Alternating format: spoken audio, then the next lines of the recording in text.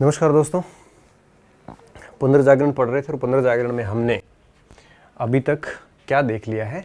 हमने इसका अर्थ समझ लिया जो 14वीं शताब्दी से लेकर और यूँ कहिए कि 16वीं शताब्दी तक, 14वीं से 16वीं शताब्दी के बीच में जो पुनर्जागरण हुआ, इसका अर्थ क्या होता है, ये है क्या, इसकी ऐतिहासिक पृष्ठभूमि, इसकी विशेषताएं। तो ये कंसेप्ट हो गया कंप्लीट इसका कि था क्या पुनर्जागरण।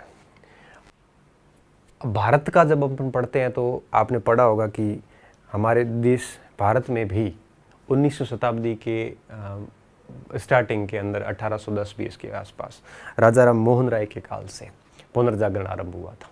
उसी टाइप का पुनर्जागरण यूरोप में भी था। हमारा समाज के ऊपर था, ये बेसिकली धर्म के ऊपर, उसके ऊपर था। ठीक है, आज अभी हम नेक्स्ट चैप्टर में बात करेंगे अभी कारणों को लेके कि ऐसे कौन से कारण रहे जिसकी वजह से पुनर्जागरण हुआ। ठीक है, कारण बहुत इम्पोर्टेंट है विद्यार्थियों, और एक एक कारण के ऊपर अपन डिटेल से चर्चा करेंगे कि क्या क्या कारण रहे। अगर अपन सबसे पहले कारण की बात करें तो सबसे पहला कारण माना जाता है कुस्तुनतुनिया पर तुर्कों का अधिकार। ठीक है, कुस्तुनतुनिया, कैस्टिनटाइन पॉल इंग्लिश में बोलते हैं, कुस्तुनतुनिया, जो कि बेंजेटाइन साम्राज्य की राजधानी थी,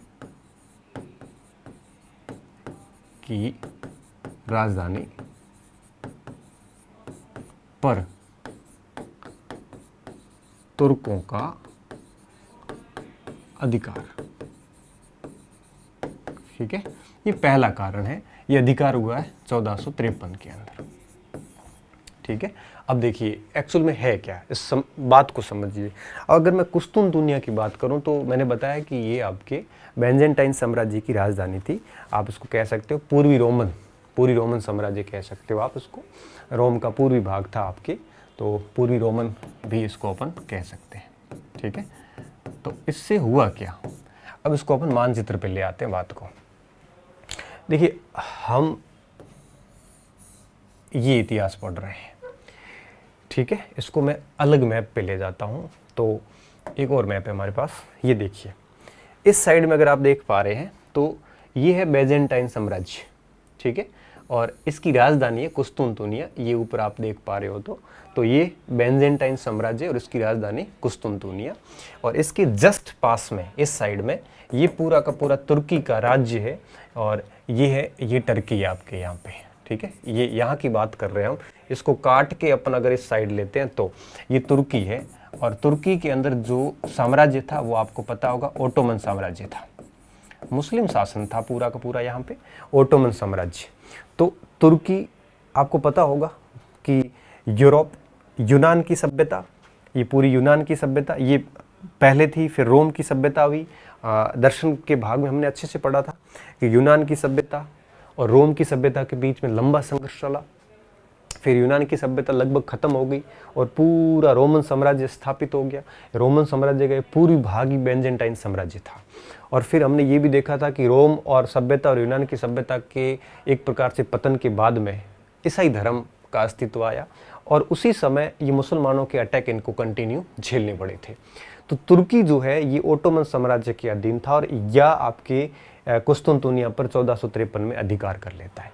जब ये पूरा क्षेत्र इनके अधिकार में चला गया, तुर्की के अधिकार में, तो अब आप यूं समझिए कि ये पूरा पोर्शन जो था ये तुर्की के पास में चला गया, ये रास्ता पूरा तुर्की के पास चला गया। और अब देखिए हुआ क्या, अब कुस्तुनतुनिया पर तुर्कों के अधिपत्य के बाद में सबसे बड़ा जो परिवर्तन आया वो 3 मुख्य परिवर्तन आए। मुख्य परिवर्तन क्या क्या है? सबसे पहला परिवर्तन ये आया कि पूर्वी संस्कृति जो है ये तुर्कों वाला हमारा, और ये पश्चिमी संस्कृति, पूर्वी संस्कृति और पश्चिमी संस्कृति के बीच में आपस में संपर्क शुरू हुए। ठीक है, पूर्वी और पश्चिमी संस्कृति के मध्य आपसी संपर्क शुरू हुए।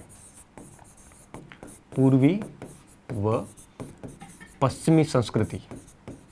ठीक है, पश्चिमी संस्कृति आपके यूरोप की, पूर्वी संस्कृति आपके एशिया की जो संस्कृति थी इनकी बीच में आपस में संपर्क हुआ। तो पता क्या हुआ ये कि जो पश्चिम के जो लोग थे इन लोगों ने पहली बार यूरोप से बाहर देखा कि बाहर की दुनिया में लोग कैसे रहते हैं, और उनके संपर्क होने के बाद इनकी विचारों में परिवर्तन आए। जैसे मान लो कि हम किसी क्षेत्र में हो, आइसोलेटेड एरिया में, और हमारे गांव में या किसी भी प्रकार के नियम कानून चल रहे हो, और हम जब किसी दूसरे गांव के संपर्क में जब तक नहीं आते, तब तक हमें पता नहीं चलेगा कि हमारे गांव के रूल्स कैसे थे। या यूं कहिए कि जैसे मान लो आप किसी टीचर से पढ़ रहे हो, पहले पढ़े हो, आपको टीचर बेस्ट लगेगा। जब तक आप किसी दूसरे टीचर से अच्छे से पढ़ोगे तब आपको लगेगा कि हाँ, उस टीचर में ये कमी थी। तो जब हम किसी दूसरे के संपर्क में आते हैं तभी हमें पहले वाली कमियां और खूबियां भी पता चलती है कि पहले वाला ठीक था। कई बार दूसरे अच्छे नहीं मिलते तो पहले वाला ठीक भी लगता है, कई बार दूसरे वाला अच्छा मिल जाता है तो पहले वाला थोड़ा सा अपने को खराब भी लग जाता है।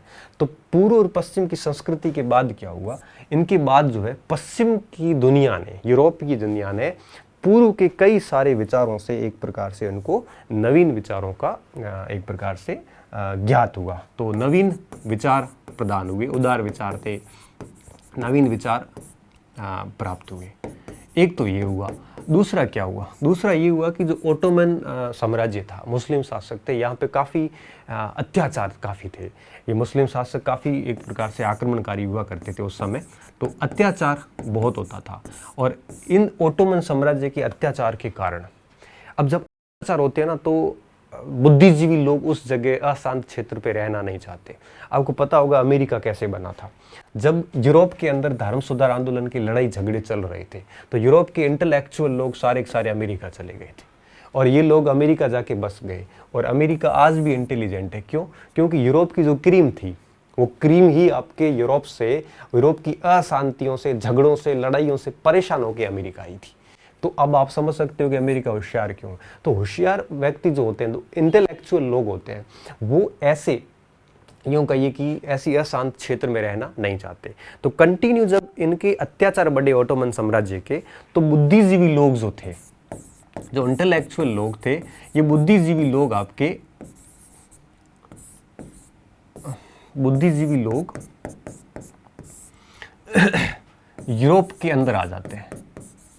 तो इन क्षेत्रों में जो रहते थे, इन क्षेत्रों में जो बुद्धिजीवी लोग थे, इंटेलिजेंट लोग जितने भी थे, ये सारे के सारे यहाँ से निकलकर यूरोप में आने शुरू हो गए, क्योंकि इनको अशांतियाँ ठीक नहीं लग रही थी। और यहाँ आने का एकमात्र जो रास्ता था वो यही था, इटली से होकर ये यूरोप में प्रवेश कर गए। तो बुद्धिजीवी लोग जब यूरोप में आए तो उन्होंने ज्ञान का प्रसार, वादिता का प्रसार करना शुरू कर दिया। तो बुद्धिजीवी जो लोग थे, बुद्धिजीवी लोग यूरोप आ गए, आने शुरू हो गए। और बुद्धिजीवी लोग आने शुरू हो गए तो बुद्धिजीवियों के पास में ढेर सारी किताबें थी, उनकी पांडुलिपियां थी, उनके पास में एक प्रकार से ज्ञान के कई साधन थे, वो भी अपने साथ लेके आए। जैसे मैं एक एग्जांपल देता हूँ। कार्डिनल था एक, कार्डिनल बेसारियो। अब कार्डिनल बेसारी जो था, इसने क्या किया, ये ओटोमन साम्राज्य के अंदर आ गया था, वहाँ पे बेंजेंटाइन के अंदर रहता था। और जब ओटोमन साम्राज्य के अत्याचार बढ़े तो ये व्यक्ति अपनी करीबन 800 प्लस पांडुलिपियां तो थी, हस्तलिखित किताब है, उन सारी पांडुलिपियों को लेके और कहाँ पे आ गया, यूरोप के अंदर आ गया। तो ऐसे लोग जब उस क्षेत्र को छोड़ के यूरोप में आए तो इन लोगों ने यूरोप के अंदर जो आपके परंपरागत जो दकियानूसी विचार चल रहे थे, उन विचारों के खंडन का काम शुरू किया। भाई सीधी सी बात है, जब हम किसी पिछड़े इलाके में रहें और वहाँ पे बुद्धिजीवी लोग आना शुरू हो जाए तो निश्चित रूप से वो क्षेत्र ज़्यादा समय तक पिछड़ा नहीं रहेगा, क्योंकि उन बुद्धिजीवी लोगों के संपर्क में आने के बाद उन क्षेत्रों के अगर एक प्रकार से जो विचार है वो भी परिवर्तित हो जाते हैं। तो ओटोमन साम्राज्य के अत्याचारों से परेशान होकर यहाँ का बुद्धिजीवी वर्ग जो था वो यूरोप आना शुरू हो गया। इसके साथ साथ एक बहुत बड़ा आपके प्रभाव देखने को मिला था। इन ओटोमन साम्राज्य वालों ने क्या किया, इस रास्ते को जाम कर दिया, इस रास्ते को जाम कर दिया। और आपको पता है यूरोप के अंदर ये ठंडा प्रदेश है और ठंडे प्रदेश में मांस की बहुत आवश्यकता होती है। ये लोग सब मांसाहारी होते हैं यहाँ पे, और मांस खाने के लिए इनको मसालों की आवश्यकता हो रही थी, और मसाले पूरे इस क्षेत्र में ही है। तो ये लोग क्या करते थे, ये यूरोप के लोग रास्ते से इस पूरे दक्षिणी पूर्वी एशिया जो है इसके साथ व्यापार करते थे, भारत सहित, और यहाँ से मसाले ले जाते थे। लेकिन जैसे ही तुर्कों ने इस पूरे रास्ते पर कब्जा कर लिया तो उसके बाद तुर्कों के लिए यूरोपियंस के लिए ये रास्ता हमेशा के लिए बंद हो गया, स्थल मार्ग खत्म हो गया। और जब यूरोपियन के लिए दक्षिणी पूर्वी एशिया आने का जब ये रास्ता रुक गया तो इनको नवीन भौगोलिक खोजों के लिए बल मिला। और आपको पता होगा यूरोपियन फिर जो है समुद्री रास्ते से भारत आते हैं, समुद्री रास्तों से ये लोग जो है वो आपके दक्षिणी पूर्वी एशिया जाते हैं, समुद्री रास्तों से ये लोग अमेरिका गए, समुद्री रास्तों से दक्षिणी अमेरिका गए, अफ्रीका की खोज हुई। तो कहने का मतलब क्या था कि कुस्तुनतुनिया के तुर्कों के आधिपत्य के बाद इन लोगों ने कई सारी भौगोलिक खोजें की थी। ये पूरा टॉपिक कॉलेज लेक्चर के अंदर अलग से भी है, जो अपन अलग से पूरा पढ़ेंगे कौन कौन सी भौगोलिक खोजें हुई थी। तो देखिए, तो यहाँ पे ये सारा हुआ। इसके साथ साथ कई भौगोलिक खोजें भी हुई।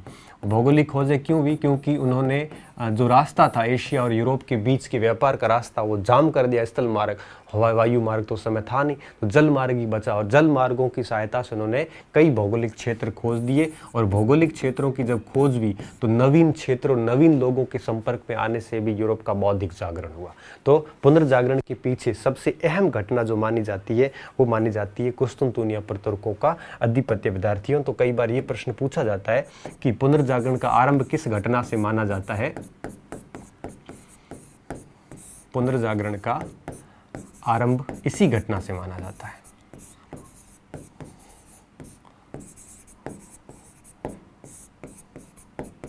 ठीक है, ये बात होगी पहला कारण। अब मैं आता हूं दूसरे कारण के ऊपर। ठीक है, कि दूसरा कौन सा कारण जिम्मेदार था। देखो, कोई भी बड़ी घटना होती है पुनर्जागरण जैसी, वो किसी एक कारण से कभी घटित नहीं होती, उसके पीछे ढेर सारे कारण होते हैं। दूसरा था छापे खाने का आविष्कार, प्रिंटिंग प्रेस का आविष्कार।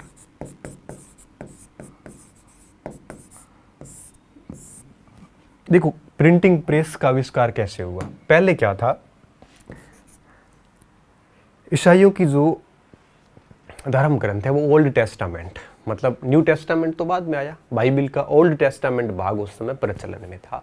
और चर्च क्या करते थे, उसी ओल्ड टेस्टामेंट का नाम ले लेके जनता को कहते थे कि भाई इसमें ये लिखा है इसलिए आपको ये फॉलो करना है। तो सभी समस्याओं की जो जड़ थी वो ओल्ड टेस्टामेंट नहीं थी, उसकी व्याख्याएं जो चर्च के द्वारा की जा रही थी, पादरियों के द्वारा की जा रही थी, वो गलत की जा रही थी। और जब जनता के हाथ में अगर वो ओल्ड टेस्टामेंट मतलब बाइबल खुद ही आ जाए तो जगह समाप्त हो जाती है। अब चूंकि उस समय प्रिंटिंग प्रेस थी नहीं, और प्रिंटिंग प्रेस थी नहीं तो एक एक प्रति लिखने में कई साल लग जाते थे। तो बाइबल की बहुत लिमिटेड प्रतियां होती थी चर्च वगैरह में, जनता के पास आती भी नहीं थी। लेकिन छापे खाने का जब आविष्कार हुआ, प्रिंटिंग प्रेस का आविष्कार हुआ, तो उसके बाद बाइबल की कॉपियां निकलने स्टार्ट हुई। और बाइबल की कॉपियां कम दर पर ही जनता के पास में पहुंच गई। और जनता के पास में जब बाइबल की प्रतियां पहुंची और जब जनता ने उस बाइबल की प्रतियों को देखा, पढ़ा, तब उनको आभास हुआ कि चर्च कितना भ्रमित कर रहा था, कि पादरी लोग कितना गलत बता रहे थे। ऐसा कुछ भी यहाँ लिखा हुआ नहीं है जैसा कहकर हमें इन चीज़ों के लिए एक प्रकार से धकेला गया था। तो विभिन्न प्रकार की गलत फहमियाँ दूर हो गई जब छापे खाने से बहुत बड़ी संख्या में बाइबल प्रिंटिंग शुरू हुई। तो छापे खाने का आविष्कार जो है, अगर विल ड्यूरा की बात मरे इन हिस्टोरी ऑफ सिविलाइजेशन किताब में विल ड्यूरा कहते हैं कि लेखन कला के बाद में सबसे बड़ा कोई आविष्कार है तो वो है आपकी मुद्रण कला। मुद्रण कला का मतलब हो गया प्रिंटिंग प्रेस। तो छापे खाने का आविष्कार ये हुआ कैसे?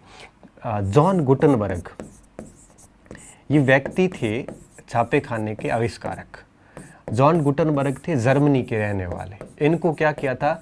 पॉलिटिकल एग्जाइल कर दिया था, राजनीतिक रूप से निष्कासित कर दिया था। जब इनको निष्कासित किया तो ये चले गए जर्मनी से फ्रांस। कहाँ चले गए? फ्रांस चले गए। फ्रांस के स्लेसबर्ग शहर के अंदर, स्लेसबर्ग शहर के अंदर रहकर इन्होंने प्रिंटिंग प्रेस के आविष्कार का काम शुरू किया। 1440 से लेकर और 1450 के बीच में इसने जो है वो प्रिंटिंग प्रेस को एक प्रकार से रेडी कर दिया कि अब ये प्रिंटिंग करने के लिए रेडी है। उसके बाद फ्रांस से ये वापस आते हैं जर्मनी। इसका जो नेटिव पैलेस था वो था मेज शहर, ठीक है, मेज शहर आ जाते हैं और मेज शहर आने के बाद में इन्होंने प्रिंटिंग का काम है वो शुरू किया। और उसके बाद में इन्होंने मेज शहर के अंदर आगे चलकर इन्होंने एक प्रिंटिंग प्रेस बना दी पूरी की पूरी। और ये प्रिंटिंग प्रेस जो थी वो आपके 1454 में काम करना शुरू करती है। देखो ये तिथियां इतनी इम्पोर्टेंट नहीं है, लेकिन हमारे लिए ये बात महत्वपूर्ण है। तो 1454 के अंदर क्या कर दिया, प्रिंटिंग प्रेस स्थापित कर दी, प्रिंटिंग प्रेस बना दी, ठीक है। और प्रिंटिंग प्रेस बन गई मतलब आपकी अब मुद्रणालय पूरा ही बन गया। प्रिंटिंग प्रेस से आप किसी भी प्रकार की किताबें छाप सकते हो। तो उसके बाद इन्होंने बड़ी संख्या में बाइबिल को छापना शुरू किया ताकि जनता तक बाइबिल पहुंचे। और जनता तक अगर बाइबिल पहुंचेगी तो जनताओं के मन मस्तिष्क में बहुत सारी जो विचार है, जो बहुत सारी पूर्व धारणाएं हैं, वो सारी की सारी खंडित होनी शुरू हो जाएगी। तो इसने पहली किताब कौन सी लिखी, 31 लाइन्स इंडल्जेंस लिखा। इंडल्जेंस ये इस मुद्रणालय द्वारा छापी गई पहली किताब थी। चूंकि यह निकोलस फिफ्थ राजा के ऊपर थी, इसलिए the indulgence of Nicholas fifth भी बोला जाता है। निकोलस, ठीक है, निकोलस के बारे में थी ये, तो निकोलस फिफ्थ के बारे में थी, तो निकोलस फिफ्थ भी बोला जाता है इसको, इंडल्जेंस ऑफ निकोलस फिफ्थ। और 31 लाइन्स ऑफ इंडल्जेंस भी कहते हैं इसको।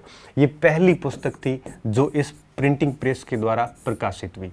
उसके बाद में कौन सी प्रकाशित हुई, उसके बाद में हुई बाइबिल, ठीक है, ओल्ड टेस्टामेंट प्रकाशित होना शुरू हुआ, ठीक है, ओल्ड टेस्टामेंट प्रकाशित हुआ। और इसी प्रकाशन के साथ यूरोप के अंदर एक प्रकार से आप कह सकते हो कि पुनर्जागरण का जो काम था वो बहुत बढ़िया तरीके से या बहुत तीव्र गति से आगे बढ़ना शुरू हुआ। और विल्ड्यूरा ने क्या कहा था कि लेखन के बाद, लेखन यानी लिखना, लेखन के बाद मुद्रण इतिहास का सबसे बड़ा आविष्कार है। इतिहास का बड़ा आविष्कार, ठीक है, इस बात को आप याद कर लेना। विल्ड्यूरा ने क्या कहा था कि लेखन के बाद मुद्रण जो है ये आपके इतिहास का सबसे बड़ा आविष्कार था। इस बात का स्पेशली ध्यान रखना। हालांकि छापे खाने का अपन ये बात करते हैं, यहाँ की बात कर रहे हैं। चीन के अंदर कागज़ पहले से ही चल रहा था, कागज़ पे लेखन पहले से ही चल रहा था। कागज़ का प्रारंभ चीन से स्टार्ट हो गया था। लेखन कला भी चीन में विकसित हो गई थी पहले। लेकिन मुद्रण की अगर बात आएगी तो आपकी कहाँ चली जाती है, जर्मनी के अंदर गुटेनबर्ग। फिर भारत के अंदर भी आपको पता होगा 1550 के आसपास गोवा में एक प्रिंटिंग प्रेस लग गई थी। इंग्लैंड के कैक्सटन में लग गई थी प्रिंटिंग प्रेस। और यूरोप के बहुत सारे भागों में ये प्रिंटिंग प्रेसेस स्थापित हो गई थी और जिसके कारण यूरोप के अंदर जन जागृति का कार्य स्टार्ट हो गया था। ये इसका एक प्रकार से दूसरा कारण। इसका तीसरा कारण जो है वो मैं अलग से ले रहा हूं।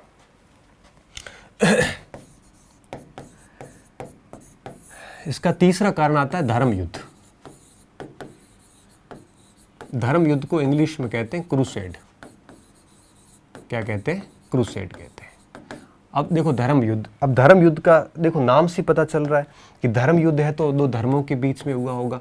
तो ये हुआ था ईसाई वर्सेस इस्लाम, ईसाई वर्सेस इस्लाम। अब युद्ध हुआ तो कोई कारण भी होगा, जेरूशलम के मुद्दे को लेकर, स्वामित्व को लेकर कारण हुआ है तो कोई परिणाम भी निकला होगा। इस्लाम विजयी हुआ।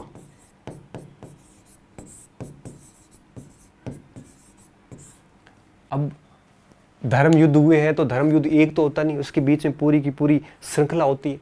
तो ये आखिर हुए कब थे, 1096 to 1279 के बीच में 8 युद्ध हुए। सभी के अलग अलग नाम है, इतनी पीएचडी करने की जरूरत नहीं है।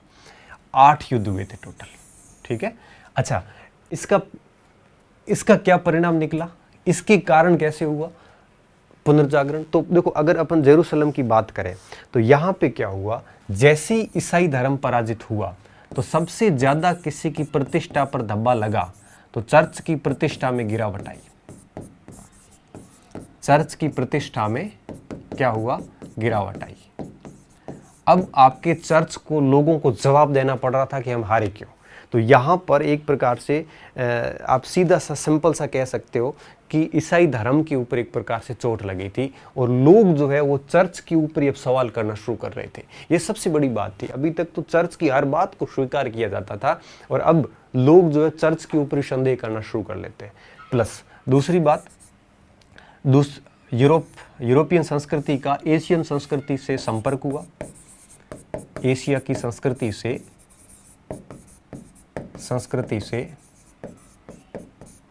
संपर्क हुआ और संपर्क होने से आपको पता है बहुत सारी चीज़ें जो है वो सीखने को मिलती है। मैंने आपको ऑलरेडी पहले ही बता दिया, लेकिन यहाँ इनको बहुत सारी चीज़ें सीखने को मिली। चाहे वो आपके कागज़ के बारे में जानकारी हुई, इनको कुतुबनुमा जैसे अपन कहते हैं, दिशा सूचक यंत्र, कुतुबनुमा बोलते हैं, दिशा सूचक यंत्र, बारूद है ना, ऐसे कई सारी चीज़ों की जो है एशिया की संस्कृति से इनका संपर्क हुआ और इन चीज़ों के बारे में इनको जानने को मिला। मैजनिस और एपिल क्या कहते हैं? मैजनिस और एपिल ये कहते हैं कि देखो कि अगर धर्म युद्ध नहीं होते तो क्या ये संपर्क नहीं होता? संपर्क तो होता, लेकिन मैजनिस और एपिल के अनुसार ये संपर्क होने में बहुत समय लगता। धर्म युद्धों ने ये संपर्क बहुत पहले ही करवा दिया। तो एक बात ये हो गई। इसके अलावा चौथा कारण क्या बनता है? चौथा कारण जो बनता है वो बनता है आपके मंगोल आक्रमण। मंगोल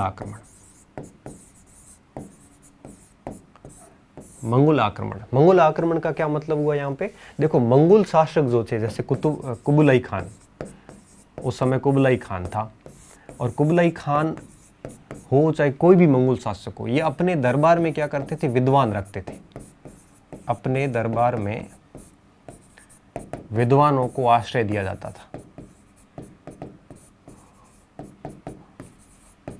आपने नाम सुना होगा मार्को पोलो का। मार्को पोलो इसी के दरबार में गया था। मार्को पोलो इसके दरबार में गया था बकायदा। 1273 की बात है। बहुत सारी चीज़ें मार्को पोलो यहाँ से सीख के आया और ये सारी की सारी यूरोपियन लोगों को मार्को पोलो ने सिखाई थी। तो 1272-73 का था आपके, ठीक है। तो मंगोल आक्रमण से भी इनको बहुत सारी चीज़ें सीखने को मिली। प्लस मंगोल आक्रमण से परेशान होकर कई लोग आपके विस्थापित होके चले गए यूनान के अंदर। वापस वही बात आती है। तीनों में एक रिपीटेड कारण भी आ रहा है। इसके अलावा पांचवां अगर अपन बिंदु देखें तो वो थी स्कोलिस्ट विचारधारा। स्कोलिस्ट क्या होते हैं? स्कोलेस्टिक का मतलब ये होता है पांडित्य, पांडित्यवाद।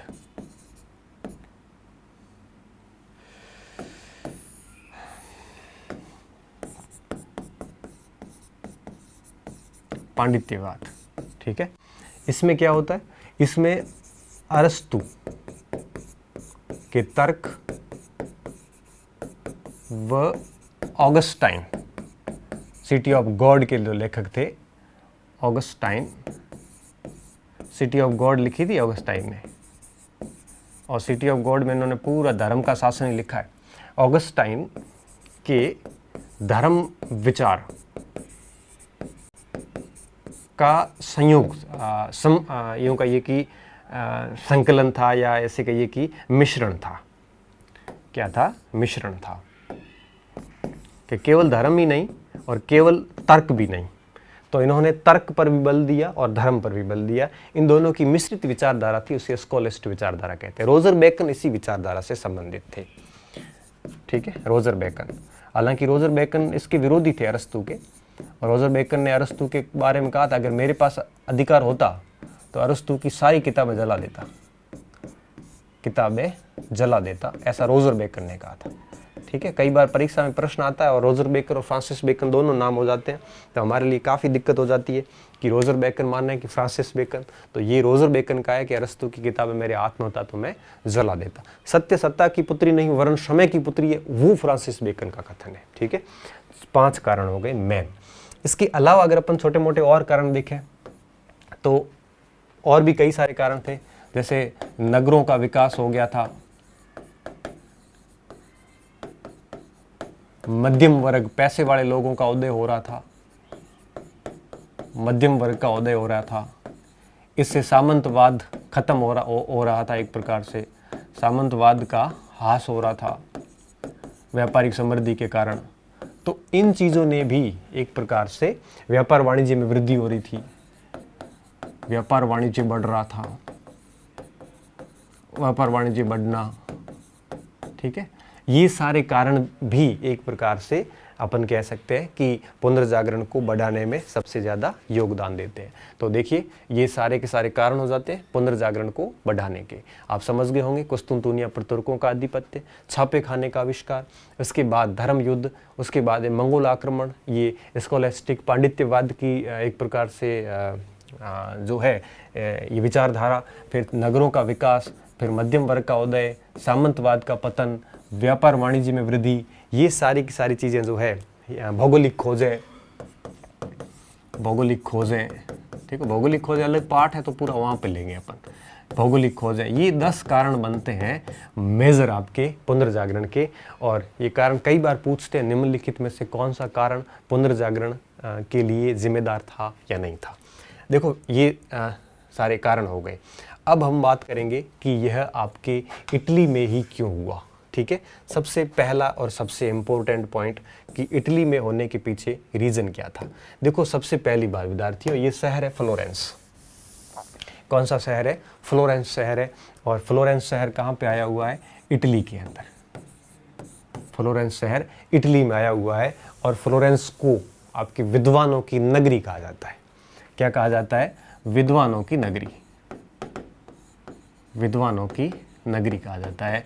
और यहाँ पर आपके जितने भी आपने नाम सुने हैं, चाहे वो लियोनार्डो दा विंची हो, चाहे वो आपके माइकल एंजेलो हो, है ना, इसके अलावा आपके चाहे वो आपके जियोबार्टी गिबर्टी हो, इसके अलावा आपके लिपि हो, है ना, ये जितने भी नाम आपने सुने हैं, ये सारे के सारे नाम कहाँ के रहने वाले थे? ये थे आपके पूरे के पूरे रहने वाले यहाँ के, फ्लोरेंस के। साहित्यकारों में दांते का नाम आता है, यहाँ का था, बुकासियो यहाँ का था, पेट्रोक यहाँ का था, ठीक है, ये सारे के सारे यहाँ के थे। और अधिकांश को जो संरक्षण दिया था, ठीक है ना, वो आपके यूँ कहिए कि एक स्पेशली एक परिवार था यहाँ पे जो मध्यम वर्ग, यूँ कहिए कि काफ़ी अमीर लोग थे, मेडिसी का परिवार, मेडिची परिवार। तो मेडिची परिवार पैसे वाला परिवार था, और उन लोगों ने, मेडिची परिवार ने इन सारे लोगों को एक प्रकार से क्या दिया था? संरक्षण दिया था। और यही कारण था कि पुनर्जागरण यहाँ ही से शुरू होता है। तो अगर आपसे पूछें कि इटली में पुनर्जागरण कहाँ से शुरू होता है, तो आप कहोगे फ्लोरेंस से शुरू होता है। कहाँ से? फ्लोरेंस से शुरू होता है। और फ्लोरेंस में शुरू होने के पीछे मेन कारण क्या था? एक तो ये सारे विद्वान थे, दूसरे ये मध्यम वर्ग के लोग आ गए थे। मध्यम वर्ग का मतलब क्या हुआ? थोड़े बहुत पैसे वाले, बुद्धिजीवी वर्ग भी मध्यम वर्ग ही होता है, जो दिमाग से सोचने वाले होते हैं। ये सारे पे थे।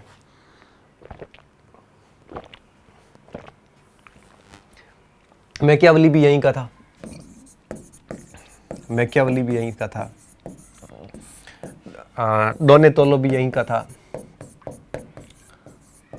ठीक है, राफेल के अलावा सारे यहीं के ही थे। तो इस फ्लोरेंस से पुनर्जागरण का आरंभ हुआ था। अब बात ये आती है कि फ्लोरेंस से ही क्यों हुआ। उसके पीछे सबसे पहली चीज़ आपको ये समझनी पड़ेगी, या इटली के पीछे क्यों हुआ, तो इटली ही क्यों, इटली ही क्यों? तो इसके जवाब में सबसे पहला स्थिति आती है कि इसकी भौगोलिक अवस्थिति। कैसी अवस्थिति? भौगोलिक अवस्थिति। इसकी लोकेशन जो थी वो काफ़ी ठीक ठाक है। कैसे? आप देखिए, भूमध्य सागर में स्थित है ये इटली। अब देखो, अगर ओटोमन साम्राज्य ने आपके यहाँ पे कोई अत्याचार किया तो यहाँ से निकला विद्वान सीधा यहाँ आता है, क्योंकि इटली जो है ये यूरोप का प्रवेश द्वार है। इटली यूरोप का प्रवेश द्वार है। यूरोप का प्रवेश द्वार किस एंगल से? एशिया के एंगल से, ठीक है, यूरोप का प्रवेश द्वार है एशिया के एंगल से।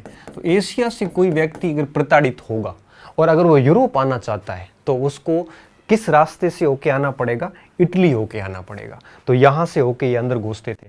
तो विद्वान जितने भी लोग यहाँ से आते थे उनको सबसे पहले स्थान यहीं पे मिलता था। तो यहाँ पे सबसे ज़्यादा है वो जागृति हुई। दूसरा कारण क्या था? इटली में आपके यूँ कहिए कि प्राचीन रोमन साम्राज्य का केंद्र था ये, और रोमन साम्राज्य का केंद्र था तो सबसे ज़्यादा धार्मिक भावनाएं भी यहीं थी, और सबसे ज़्यादा जहाँ कट्टरता होती है आवाज़ सबसे पहले वहीं पे उठती है, इसलिए यहाँ पे सबसे पहले आवाज़ उठी। तीसरी बात क्या थी? तीसरी बात ये थी कि सर्वाधिक नगर भी यहीं थे, सर्वाधिक नगर यहीं पे थे, चाहे वो आपके फ्लोरेंस हो, चाहे वो आपके वेनिस हो, चाहे वो आपके रोम हो, चाहे वो आपके मिलान शहर हो, है ना, ये सारे के सारे नगर जो है वो भी कहाँ पे थे? इटली के अंदर थे। इसके साथ साथ अपन देखते हैं तो यहाँ पर आपके मेडिसी परिवार था, और मेडिसी परिवार ने और फ्लोरेंस के अंदर एक प्रकार से खूब सारे विद्वानों को संरक्षण दिया, और इन संरक्षण के कारण यहाँ पे बौद्धिकता का एक प्रकार से संचार हुआ। ठीक है, बौद्धिकता सबसे पहले यहाँ पे फैली थी। इसके साथ साथ यहाँ पे मध्यम वर्ग था, और मध्यम वर्ग होने के कारण यहाँ पे आपके सामंतवाद सबसे कमज़ोर स्थिति में था। मैनर प्रणाली जो थी, यहाँ पे इसको मैनर प्रणाली कहते हैं, मैनर प्रणाली कमज़ोर यहीं पे थी, और जब सामंतवाद मैनर प्रणाली कमज़ोर होती है तो लोग अपनी मांग जो है वो आराम से रख सकते हैं, अपनी मांग उठा सकते हैं, तो ये चीज़ होती है। इसके साथ साथ ये सर्वाधिक नगर वगैरह होना, मध्यम वर्ग होना, तो लोग यहाँ पे भौतिकवादी ज़्यादा होते हैं, खर्च वगैरह ज़्यादा करते हैं, ज़्यादा आध्यात्मिक है वो नहीं होते। तो यहाँ के लोग भौतिकवादी, उपयोगितावादी, इहलोकवादी जो है वो ज़्यादा थे। तो इन सारे कारणों की वजह से आपके ये कहाँ शुरू हुआ था? इटली में शुरू हुआ था। और इटली में कब हुआ? तो आप कहोगे 1350 से 1550 के बीच में ये पुनर्जागरण माना जाता है। ठीक है, तो इटली में क्यों हुआ? तो सबसे महत्वपूर्ण इसकी लोकेशन है, इसके साथ साथ में रोमन साम्राज्य का केंद्र था, ये होली रोमन एम्पायर जिसे अपन कहते हैं, और इसके साथ साथ में जितने भी बड़े बड़े नगर थे ये सारे के सारे यहीं पे थे। इसके साथ साथ में यहाँ पे मध्यम वर्ग था, पैसे वाले लोग भी थे। इसके साथ साथ में यहाँ विद्वानों का गढ़ भी था, ये विद्वान भी बहुत सारे यहाँ पे आए। तो इन सारे कारणों से क्या हुआ कि यहाँ पे है वो एक प्रकार से यूँ कहिए कि पुनर्जागरण का आरंभ हुआ। एक लोरेंजो थे, मैग्निफिसेंट लोरेंजो, जो सबसे धनी व्यापारी था यहाँ का, तो लोरेंजो मैग्निफिसेंट बोलते हैं उसको, लोरेंजो मैग्निफिसेंट। मैग्निफिसेंट का मतलब एक प्रकार से महान। ये पूरे रोम का इसका इटली का धनी व्यापारी था, और इसने भी कला साहित्य के क्षेत्र में बहुत सारी मदद जो है वो की थी। तो विद्यार्थियों, ये था हमारे इटली में ही क्यों हुआ उसके पीछे का कारण। ठीक है, तो इटली में क्यों हुआ उसके पीछे का कारण हमें पता चल गया। और अब इस पूरे टॉपिक का लास्ट पार्ट कि पुनर्जागरण के इफ़ेक्ट क्या क्या पड़े वो हम देखेंगे सबसे अंत में। ठीक है, मैंने कई सारी मूर्तियाँ वगैरह भी एक प्रकार से डाली है, आगे मैं बताऊंगा। ये मोनालिसा, लास्ट सपर वगैरह, पीटा की मूर्ति, सिस्टाइन चैपल, डेविड की मूर्ति, ये सारी चीज़ें आएगी आगे। ठीक है, अब देखते हैं कि इसके प्रभाव क्या पड़े। ठीक है, प्रभाव क्या पड़े। अब अगर अपन प्रभाव की बात करें तो इन प्रभावों में हम देखते हैं 3 क्षेत्रों में सबसे ज़्यादा प्रभाव पड़े। ठीक है, एक तो पड़े हैं आपके साहित्य के क्षेत्र में, दूसरे प्रभाव पड़े कला के क्षेत्र में, तीसरा प्रभाव पड़ा विज्ञान के क्षेत्र में। ठीक है, देखिए साहित्य में कहाँ प्रभाव पड़ा? इटालवी साहित्य पूरा चेंज हो गया था। इटालवी साहित्य के साथ साथ फ्रांसीसी साहित्य भी बदल गया, साथ साथ में आपके अंग्रेजी साहित्य भी बदल गया, और आपके स्पेनिश साहित्य में भी परिवर्तन आए, और डच साहित्य में भी परिवर्तन आए। कला के क्षेत्र में बात करें तो स्थापत्य कला में चेंज आया। इसके साथ साथ में यहाँ पे चित्रकला में सबसे बड़े परिवर्तन आए। इसके अलावा यहाँ पे मूर्ति कला में भी परिवर्तन आए। ठीक है, और संगीत में भी परिवर्तन आए। ठीक है, ये और विज्ञान में भी परिवर्तन आए। ये सारे के सारे प्रभाव जो है वो हमें इस समय देखने को मिलते हैं, ये सारे के सारे प्रभाव। अब अपन एक एक के बारे में बात करेंगे। सबसे पहले आएंगे हम इटालवी साहित्य के ऊपर, मतलब साहित्य में क्या परिवर्तन हुए, साहित्य की आज अपन बात करेंगे और नेक्स्ट लेक्चर जो होगा उसमें इन दोनों के ऊपर अपन बात करने वाले हैं। तो सबसे पहले आते हैं साहित्य के क्षेत्र में क्या क्या चेंजेस आए थे।